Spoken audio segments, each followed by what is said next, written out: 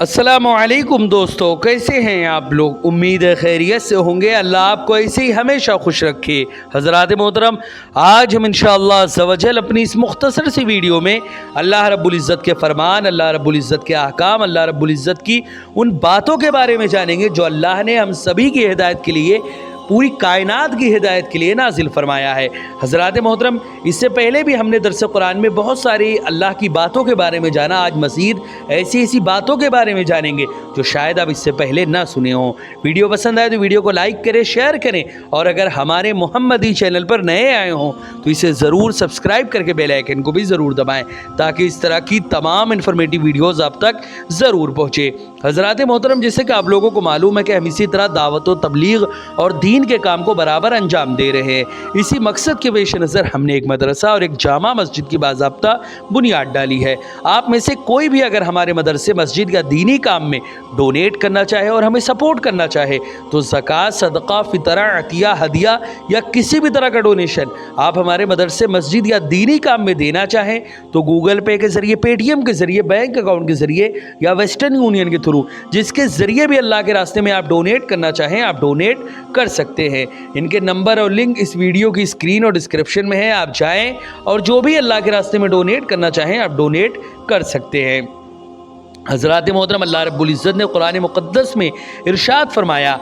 अर्रिजालु क़व्वामूना Alan Nasai बिमा फ़द्दलल्लाहु बअदहुम अला बादिन व बिमा अनफ़क़ू मिन अम्वालिहिम फ़स्सालिहातु क़ानितातुन हाफ़िज़ातुन लिलग़ैबि बिमा हफ़िज़ल्लाह वल्लाती तख़ाफ़ूना नुशूज़हुन्ना फ़इज़ूहुन्ना वहजुरूहुन्ना फ़िल मज़ाजि'i वद्रिबूहुन्ना फ़इन अतअनकुम फ़ला तबग़ू अलैहिन्ना सबीला इन्नल्लाह काना अलिय्यन कबीरा। हज़रात मोहतरम, इसमें अल्लाह रब्बुल इज़्ज़त ने वाज़ेह लफ्ज़ों में ये फरमा दिया कि मर्द जो है वो औरतों पर मुहाफ़िज़ो मुंतज़िम है, मर्द जो है वो औरतों पर हाकिम है, इसलिए कि अल्लाह ने उनमें से बाज़ को बाज़ पर फजीलत दी है और इस वजह से भी कि मर्द उन पर अपने माल को खर्च करते हैं। बस नेक बीवियाँ अताशियार होती हैं। जो नेक बीवियाँ होती हैं, अच्छी बीवियाँ जो होती हैं, वो अपने शौहर की हर बात को मानती हैं और अताशार होती हैं। शौहरों की अदमे मौजूदगी में, जब शौहर घर पर नहीं रहते, वो अल्लाह की हिफाजत के साथ अपनी इज़्ज़त की हिफाजत करने वाली होती हैं। और तुम्हें जिन औरतों की नाफरमानी और सरकशी का अंदेशा हो कि वो नाफरमानी और सरकशी वो करती हैं, तो उन्हें नसीहत करो, उन्हें प्यार से सबसे पहले समझाओ। अगर वो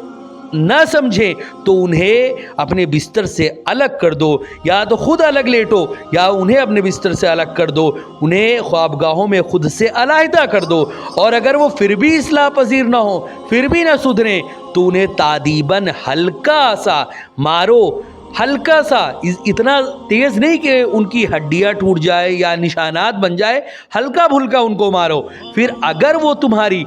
फरमाबरदार हो जाएं तो उन पर जुल्म का कोई रास्ता मत तलाश करना, उसके बाद उनको कुछ मत करना। अगर वो सुधर जाएं तो फिर बहुत अच्छी बात है। बेशक अल्लाह सबसे बुलंद, सबसे बड़ा है। आगे अल्लाह रब्बुल इज़्ज़त ने फरमाया, वइन खिफ्तुम शिकाका बैनहिमा फबअसू हकमम मिन अहलिही व हकमम मिन अहलिहा इन युरीदा इस्लाहन युवफ़्फ़िक़िल्लाहु बैनहुमा इन्नल्लाह काना अलीमन ख़बीरा। हज़रात मोहतरम, इसमें अल्लाह रब्बुल इज़्ज़त ने फरमाया, और अगर तुम्हें उन दोनों के दरमियान मुखालिफत का अंदेशा हो तो तुम एक मुनसिफ मर्द के ख़ानदान से और एक मुनसिफ औरत के ख़ानदान से मुकर्रर कर लो। एक ऐसा इंसान चुनो, मर्द की जानिब से भी और औरत की जानिब से भी, जो उनमें से किसी का भी साइड न ले बल्कि इंसाफ की बोली बोले। इसी तरह अगर वो दोनों मुनसिफ, यानी जो इंसाफ करने आया है, वो सुलह कराने का इरादा रखें तो अल्लाह उन दोनों के दरमियान मुआफ़क़त पैदा फरमा देगा। बेशक अल्लाह खूब जानने वाला और ख़बरदार है। आगे अल्लाह रब्बुल इज़्ज़त ने वाज़ेह लफ्ज़ों में फरमा दिया कि वअबुदुल्लाह वला तुश्रिकू बिही शैअन व बिल वालिदैनि इहसाना व बिज़िल क़ुरबा वल यतामा वल मसाकीन वल जारि ज़िल क़ुरबा वल जारिल जुनुबि वस्साहिबि बिल जंबि व इब्निस सबील वमा मलकत ऐमानुकुम इन्नल्लाह ला युहिब्बु मन काना मुख्तालन फ़खूरा। और तुम अल्लाह की इबादत करो और उसके साथ किसी को भी शरीक ना ठहराओ, और माँ बाप के साथ भलाई करो, और रिश्तेदारों और यतीमों और मुहताजों से और नज़दीकी हमसाए यानी हमारे जो आपके आसपास लोग रहते हैं यानी आपके पड़ोसी हैं, और अजनबी पड़ोसी और हम मजलिस और मुसाफिर से, और जिनके तुम मालिक हो चुके हो उनसे नेकी किया करो। बेशक अल्लाह उस शख्स को पसंद नहीं करता जो तकब्बुर करने वाला, मगरूर और फ़ख्र करने वाला खुद भी हो, उसको अल्लाह रब्बुल इज़्ज़त पसंद नहीं करता। हज़रात मोहतरम, इसमें अल्लाह रब्बुल इज़्ज़त ने सबसे पहले जो फरमाया वो ये कि तुम अल्लाह की इबादत करो। उसके बाद फरमाया किसी को भी शरीक मत ठहराओ अल्लाह की इबादत में, और उसके बाद फिर हमें एहसान किसके साथ करना है, भलाई किसके साथ करनी है, उसके बारे में अल्लाह ने वाज़ेह किया कि सबसे पहले अपने माँ बाप, फिर उसके बाद रिश्तेदार, फिर यतीम, फिर मोहताज, फिर उसके बाद जो आपके घर के बहुत करीब है उनके साथ, फिर अजनबी जो आपके आसपास है, जो आपके पड़ोसी हैं उनके साथ, फिर उसके बाद जो आपके आसपास आपके पास उठते बैठते हो या कोई मुसाफिर हो उसके साथ, इन सब के साथ। और अगर तुम किसी के मालिक हो तो इन सब के साथ यानी जितने भी लोगों का जिक्र हुआ इन सब के साथ भलाई और अच्छाई का काम करो और इनके साथ नेकी करो, क्योंकि अगर कोई इनके साथ नेकी नहीं करता तो इसका मतलब है कि वो इंसान क्या बन चुका है, वो इंसान तकब्बुर करने वाला बन चुका है, गुरूर करने वाला बन चुका है, फ़ख्र करने वाला बन चुका है, और ऐसे किसी भी इंसान को अल्लाह रब्बुल इज़्ज़त पसंद नहीं करता। आगे अल्लाह रब्बुल इज़्ज़त ने फरमाया निल्लज़ीना यबख़लूना व यामुरूना अन्नास बिलबुख़्ल व यक्तुमूना मा अताहुमुल्लाहु मिन फ़ज़लिही व अअतना लिल काफ़िरीना अज़ाबम मुहीना। जो लोग खुद भी कंजूसी करते हैं और लोगों को भी कंजूसी करने का हुक्म देते हैं, उस नेमत को छुपाते हैं जो अल्लाह ने उन्हें अपने फ़ज़ल से अता की है, और हमने काफिरों के लिए ज़िल्लत अंगेज़ अज़ाब, वो लोग जो अल्लाह और रसूल के दुश्मन हैं, वो लोग जो अल्लाह और रसूल और मुसलमानों से के दुश्मन हैं और मुसलमानों से जंग करना चाहते हैं, अल्लाह रब्बुल इज़्ज़त उन सब के लिए ज़िल्लत यानी ज़लीलो ख्वार करने वाला अज़ाब अल्लाह ने उनके लिए तैयार कर रखा है। आगे अल्लाह रब्बुल इज़्ज़त ने फरमाया वल्लज़ीना युनफ़िक़ूना अमवालहुम रिआअ अन्नास वला युमिनूना बिल्लाहि व बिल यौमिल आखिर व मन यकुनि शैतानु लहु क़रीनन फसा करीना। हज़रात मोहतरम, इसके आगे अल्लाह रब्बुल इज़्ज़त ने फरमाया और जो लोग अपने माल लोगों के दिखावे के लिए खर्च करते हैं ताकि लोग उनको देखें और उनको बहुत सखी कहें और उनका नाम और शोहरा हो और चारों तरफ उनकी वाहवाही हो, यानी लोगों को दिखाने के लिए खर्च करते हैं, और ना अल्लाह पर वो ईमान रखते हैं और ना ही आखिरत के दिन पर, क़यामत के दिन पर उनका कोई ईमान है, और शैतान जिसका भी साथी हो गया तो वो बहुत ही बुरा साथी है। वमाज़ा अलैहिम लौ आमनु बिल्लाहि वल यौमिल आखिर व अनफ़क़ू मिम्मा रज़क़हुमुल्लाहु व कानल्लाहु बिहिम अलीमा। और उनका क्या नुकसान था अगर वो अल्लाह पर और क़यामत के दिन पर ईमान ले आते और जो कुछ अल्लाह ने उन्हें दिया था उसमें से अल्लाह के रास्ते में यानी मदरसों में, मस्जिद में, इस तरह के जितने भी अल्लाह के रास्ते हैं उसमें खर्च करते, ख़ास तौर से सवाब जारिया की सूरत में जो अल्लाह का रास्ता यानी मदरसा है वहाँ पर वो खर्च करते, और अल्लाह उनके हाल से खूब वाकिफ़ है वो जो कुछ भी कर रहे हैं। आगे अल्लाह रब्बुल इज़्ज़त ने फरमाया इन्नल्लाह ला यज़लिमु मिस्क़ाल ज़र्रतिन इन तको हसनतन युज़ाइफ़हा व यूती मिन लदुन्हु अजरन अज़ीमा। बेशक अल्लाह ज़र्रा बराबर भी जुल्म नहीं करता किसी भी इंसान पर, ख्वाह वो अल्लाह को मानने वाला हो या ना मानने वाला हो, अल्लाह पर ईमान रखने वाला हो या ना हो, अल्लाह किसी पर भी जुल्म नहीं करता, और अगर कोई नेकी हो तो उसे 2 गुना कर देता है और अपने पास से बड़ा अजर अता फरमाता है। आगे अल्लाह रब्बुल इज़्ज़त ने वाज़ेह लफ्ज़ों में कह दिया कि फ़कैफ़ा इज़ा जिना मिन कुल्लि उम्मतिन बिशहीदिन व जिना बिका अला हाउलाई शहीदा। फिर उस दिन क्या हाल होगा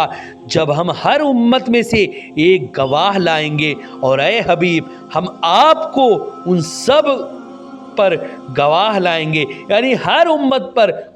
ہر امت کا کوئی نہ کوئی گواہی قیامت کے دن دے گا، اور ہماری یعنی امت محمدیہ کے گواہ جو ہیں وہ ہمارے آقا صلی اللہ علیہ وسلم ہیں۔ آگے اللہ رب العزت نے فرمایا کہ یوم یود الذین کفروا وعصوا الرسول لو تسوی بہم الارض ولا یکتمون اللہ حدیثا۔ حضرات محترم، اس میں بھی اللہ نے یہ واضح کر دیا کہ اس دن وہ لوگ جنہوں نے اللہ و رسول کا انکار کیا اور اللہ و رسول کی نافرمانی کی، وہ یہ خواہش کریں گے، وہ یہ آرزو کریں گے کہ کاش انہیں مٹی میں دبا کر ان پر زمین برابر کر دی جاتی اور وہ اللہ سے کوئی بات نہ چھپا سکیں گے۔ حضرات محترم، یہ قرآن مقدس کا ٹرانسلیشن تھا چند لفظوں میں جو آپ نے سمجھا۔ اب ہم انشاءاللہ عز و جل چند لفظوں میں اس کے ایکسپلینیشن اور اس کی تشریح کے بارے میں جانیں گے کہ آخر اللہ نے ان آیتوں میں ہم سے کیا فرمایا ہے۔ حضرات محترم، سب سے پہلی آیت میں اللہ رب العزت نے فرمایا کہ مرد جو ہے وہ عورتوں پر حاکم ہیں۔ حضرات محترم، اس سے پہلے اللہ رب العزت نے فرمایا کہ تم اس چیز کی تمنا نہ کرو جس کے ساتھ اللہ نے تمہارے بعض کو بعض پر فضیلت دی ہے، اور اس کا شان نزول یہ تھا کہ بعض عورتوں نے یہ کہا تھا کہ مردوں کو عورتوں پر فضیلت دی گئی ہے اور وراثت میں ان کا حصہ دوگنا رکھا گیا، حالانکہ ہم صنف ضعیف ہیں اس لیے ہمارا زیادہ حصہ ہونا چاہیے تھا۔ اللہ رب العزت نے اس آیت میں اس کا جواب دیا ہے کہ مرد عورتوں کے منتظم اور کفیل ہیں اور ان پر حاکم ہیں۔ اللہ نے ان میں سے ایک کو دوسرے پر فضیلت دی ہے اور اس لیے بھی کہ مردوں نے ان پر اپنا مال خرچ کیا ہے۔ حضرات محترم، آخر یہ قوام کا معنی کیا ہے؟ علامہ حسین بن راغب اصفہانی لکھتے ہیں کہ قوام کا معنی ہے کسی چیز کو قائم کرنے والا اور اس کی حفاظت کرنے والا۔ اسی طرح مرد عورت کا قوام ہے، یعنی یہ مرد جو ہے اللہ رب العزت نے اس کو